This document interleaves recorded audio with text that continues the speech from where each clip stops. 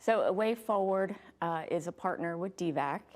So what we do in our mission is to provide emergency and support services to survivors of domestic and sexual violence who are looking to transition to safe and independent living. So one of the things that we've done ever since the organization started in 1980 was use our government partners as referrals for clients in need. So anybody getting services from DVAC, from the Office for Women here, from the Women's Center, from IUTA, some of these other organizations, they can make referrals directly to us on behalf of their clients. We provide both emergency and support.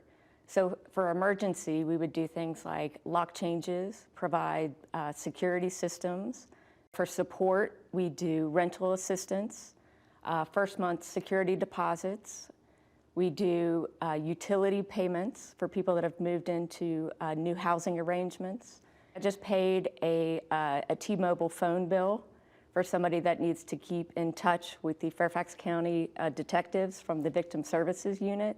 In some cases, we help with court clothing for women or survivors that need to go to court and don't have a clothing that they feel comfortable in. So anything that's needed for a new home, it might be furniture, bedding. So anything to really help someone transition to their new living environment.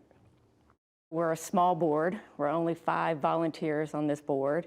So we get requests that come in from different government agencies and a lot of those partners within DVAC.